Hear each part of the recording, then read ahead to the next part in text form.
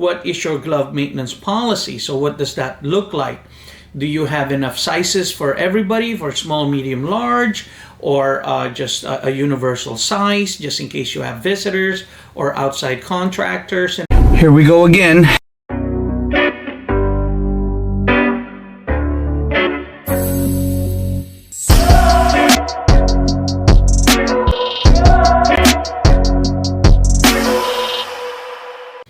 Hello again, PCQI, and thank you for joining us. Welcome back to our All About Compliance channel.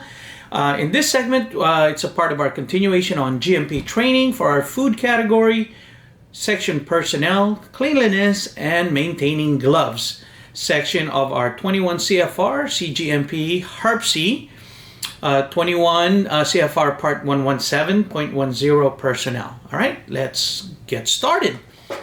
All right, cleanliness. All persons working in direct contact with food, food contact surfaces, and food packaging materials must conform to hygienic practices while on duty to the extent necessary to protect against allergen cross-contact and against contamination of food.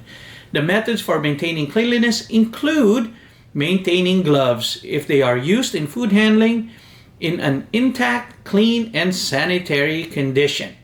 Okay, so you probably notice if they are used in food handling. Now you're probably thinking, do we need to use them or not, right? So like I always said in previous video, you can only answer that question when you do a hazard analysis in this event on your hand contamination part of your hazard analysis or contamination by hand. So a lot of facilities obviously just opt out in doing gloves usage for their process. So with that being said, you must maintain them. So number one is, as a PCQI, what is your glove maintenance policy? So what does that look like? Do you have enough sizes for everybody, for small, medium, large, or just a universal size, just in case you have visitors or outside contractors and whatnot? Do you have enough glove stations, in place with your hand washing station and whatnot? And what does it look like when your team is crossing over in different zones? What I mean by that is I've seen processes where you have a pre-weigh station and a staging station that has a complete separation of function, but you can see personnel going from the staging area to the pre-weighing area, and the gloves never replaced and whatnot. So what does that look like? So as a PCQI, step back, take a look at your hazard analysis and analyze that particular event, and what does your procedures, reflective of the action you just witnessed, okay?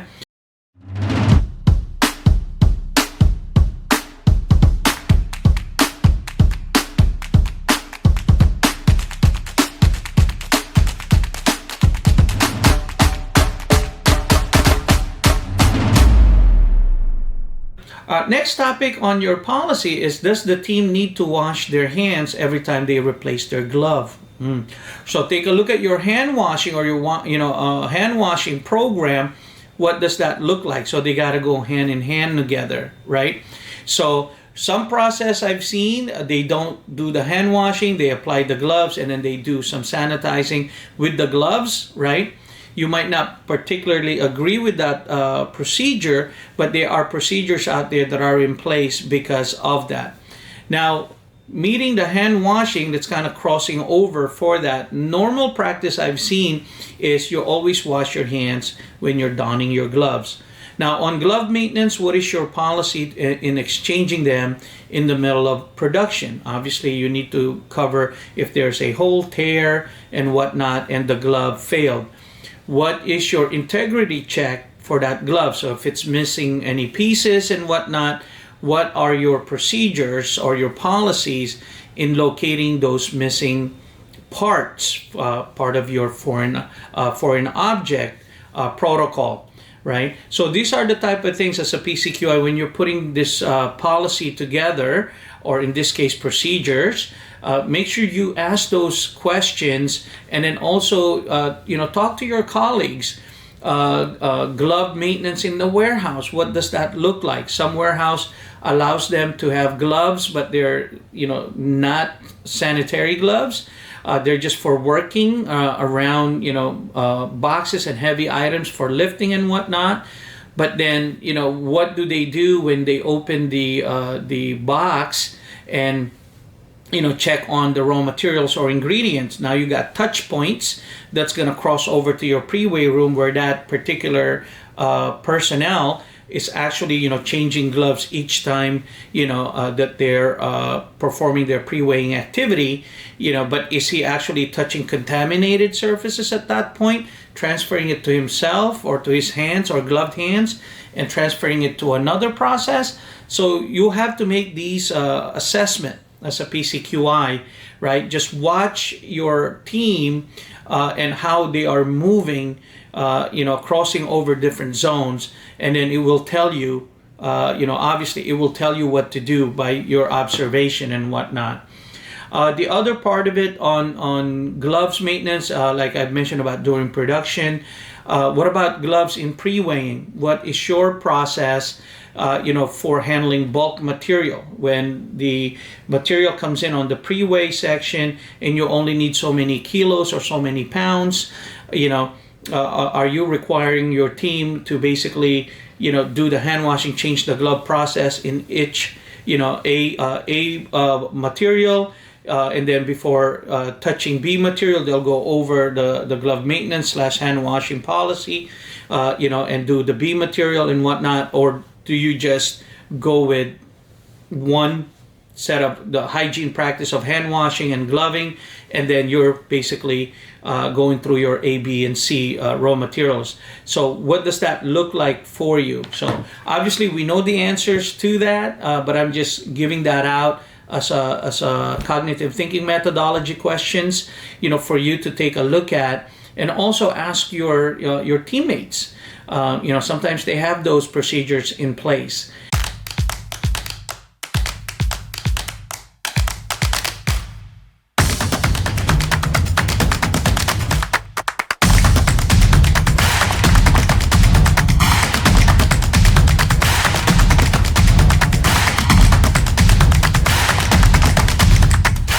So anyways, I wanted to touch base on the glove maintenance part of it. Mainly for me, what I see on that one is, I've seen personnel perform, and you can clearly see the glove is tore, or they double glove, the other one was tore up and they put another one in, and things like that. But I missed the part where they wash their hands, in changing these gloves or putting something on, and things like that. And the other part of it, before I end this segment, is just a particular observation. What do you do in your glove hands, and you're washing your gloved hands to go to the next activity? So you need to take a look at that as part of your potential cross-contamination, because I've seen process where you got gloved hand, and they have some material on it, and you go and wash your hands, go through your hand washing process, and then you don't change the glove, and basically you go to the next step of your activity without changing the glove. You basically just washed a gloved hand. So these are the type of conversation that you need to have and put those SOPs together. Okay? So anyways, PCQI, thank you once again for your viewership and participation. Till then, have a good day, stay strong, and see you later. Bye for now. Contact us, and don't forget to share, like, and subscribe. Thanks again, PCQIs. Have a good one.